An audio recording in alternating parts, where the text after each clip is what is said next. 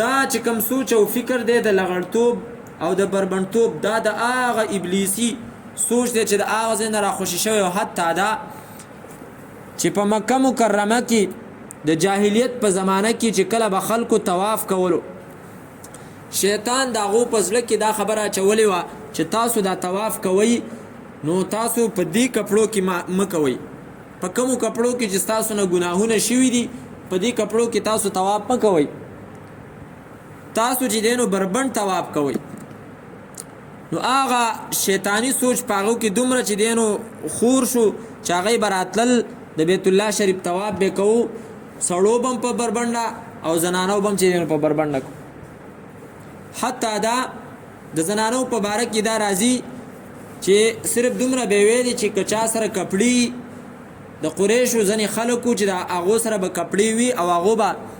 په بربنډه طواف نه کوو او هغو ځکه چې هغو ویل یاره موږ د بیت الله شریف خادمان یو موږ به په بربنډه طواف نه کوو که څوک رالی او هغه زموږ نه کپړې واخیستې او موږ وله کپړې ورکړي نو دا پاکې کپړې دي نو په هغې کې به بیا طواف کوي خو که چېرته به وله هغو کپړې ورنه کړي بیا به په بربنډه طواف کولو او دا به ویلي یو لاس به مخې ته ایښی یو به شاته او دا به ویلي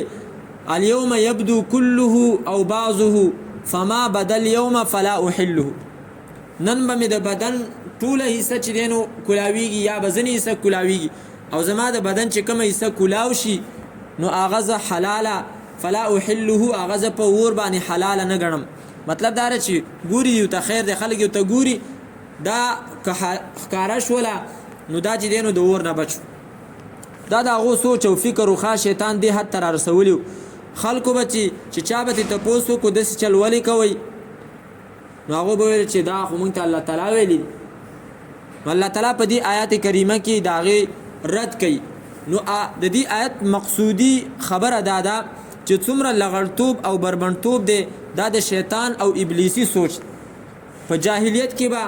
دا سوچ دومره خور شوی و چې کله به هغو په لاره باندې روانو تقاضه به ورته پېښه شوه ښکاره به کېناست هېڅ څه پرده به نه وه هېڅ شرم او عار به چې دی نو نه محسوسو دغه رنګې په لارو کې به هغو چې دی نو بربنډ لامبل او په دې باندې به شرم نه محسوسو دغه رنګې کله کله به چې دی نو په مجلس کې ناستو ستر به ښکاره کېدو او په دې باندې به چې دی نو شرم نه محسوسو دا ټول هغه ابلیسي سوچ و چې هغه اوس دې حد ته رارسېدلی چې څنګه به د عربو هغه زنانه طواف به کولو او صرف معمولی غونته کې چېرته کپړه به په دې غټو عورتونو باندې ایښې وه هغه یورپ او هغه مغربي علاقو ته دقه سوچ راغلی دی چې هغوی د سره نه لباس اغوندي نه حتی دا چې په جرمن کې د جرمن چې کومې علاقې دي مشرقي په هغه علاقو کې خو باقاعده دا یو تحریک روان دی چېرې انسان چې دی نو هغه له ساده مزاجه کېدل دي پکار دي چې هغه ساده مزاجه څنګه دي ساده مزاجه دا لباس چې کوم دی نو دا خو وروسته راغلی دی انسان چې د مور د خېټې پیدا وي نو هغه لغړي لہذا هغه له چې دی نو لغړتوب پکار دی الله تعالی فرمایي واذا فعلوا فاحشه او کله چې دا خلک کوي څه بې حیایي قالو نو وایي دی وجدنا علیها آباءنا موندلي دي موږ په دې باندې مشران خپل څنګه مشران هم لیدلي دي یاره مشرانو به زمونږ په بربنډه طواف کولو بس موږ هم په بربنډه باندې کوو والله الله تعالی امرنا بها حکم کړی دی موږ ته په دې باندې دا به د ځان نه دروغ ویلي چېرې الله تعالی راته حکم کړی دی چې تاسو په بربنډه طواف کوئ دا خبره به ځکه کوله چېرې زمونږ مشرانو یو کار کولو نو هغه زمونږ نه ډېر دیندار و نو چې هغو یو کار کولو خو دا د دې دلیل دی چېرې الله تعالی به هغو ته ویلي الله تعالی فرمایي قل یا پیغمبره ان الله لا یأمر بالفحشاء یقینا الله تعالی حکم نه کوي د بې حیایۍ دا خو بې حیایي ده او وسم الله تعالی فرمایي چې الله تعالی د بې حیایي حکم نه کوي سورة بقره کې تیر شوي